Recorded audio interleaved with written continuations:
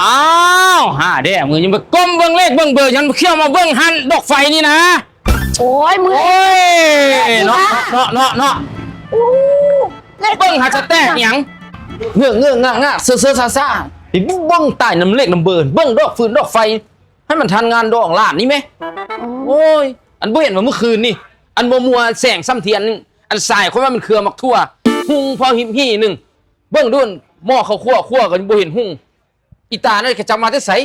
มาเตะจนคว่ำก็ย่อมมันโมโหงนั่นแหละอ้าวมันกันหน้าที่เจ้าตัวเรื่องดอกฟืนดอกไฟนะจะมาเกี่ยวอย่างกับข่อยไปยังมันซิบุเกียวเมื่อคืนนี้ผู้มันมาเยียบหม้อเขาคั่วกับโม่มึงตัวบ่ก็ย่อมมันบ่เห็นหุ่งมันตัวมันจะมาเยียบนะ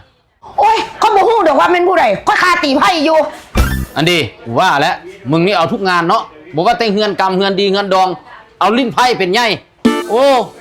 อย่าแล้วไหมกูมักนะบอกยังมาเที่ยงความปอกอีใส่หัวมึงกันบักนี้อีกโอ้ยผมเกี่ยวได้ผมเป็นพนักงานขอโทษลูกมันต่อเนื่องโอ้โดยไอ้ไม่เป็นยังไอ้เอ้าเบาหน่อยตัวนี้โอ้กูโคตรมากมึงเลยกูเป็นอิฟซีมึงเด้อเบาหน่อยตัวนี้โอ้ยมึงชื่อคนผิดละหำเอาคือกันหากินซีนมันเถอะวะมาแต่อันมีอย่างไงซอยบ่ายโอ้ยเมื่อคืนนี้เกี่ยมงานดอกล้านสาวหันคั่วก็ไฟพอพุ่มมันบ่หุ่งบ่มีดอกไฟก็เลยมาซอกดอกไฟนี่สิไปซื้อให้มันเลี้ยวสาให้มันแจ้งให้มันงามโอ้ยไอ้มาถึงหานแล้วไอ้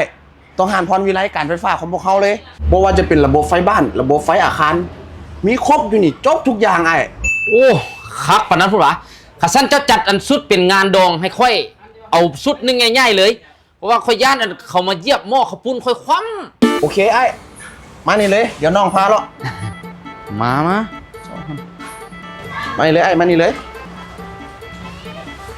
อันนี้ดอกไฟไอ้มาความแจ้งเท่าไหร่ไอ้นับตั้งแต่18 วัตต์25 วัตต์30 วัตต์อันคือสิหุ่งหลายวัดใช่ไหมอันบ้านอ้ายมีวัดเดียวก็ครูบา2 องค์ไม่ออกคำอันผู้นึงแล้วไม่ข่าวผู้นึงโอ้ไอ้มันเป็นวัดแบบนั้นวัดแบบครูบาแบบนั้นอันนี้น้องหมายถึงแบบความแจ้งเพิ่นไล่เป็นกิโลวัตต์แจ้งฮอดเป็นกิโลพุ่นวะสันเอาแล้วคันว่าแจ้งฮอดพุ่นน่ะไอ้เอาเดี๋ยวน้องจันให้เดี๋ยวน้องพาไปเบิ่งโซนนี้โซนนี้ก็จะเป็นตู้เล็กตู้โหลดอุปกรณ์เซฟตี้กันไฟดูดไฟช็อตนี่เจ้าเห็นบ่นี่ระบบฟืนไฟมันคักเบิดมีกันช็อตกันดูดเวลาไปจัดงานอยู่บ้านหั่นน่ะมันจังบ่ช็อตมันสิช็อตขี้แมงวันมึงมันออกหั่นโอ้ยสิซื้อหยังก็หิบซื้อตัวละก็หิบเมื่อหยังกันยัน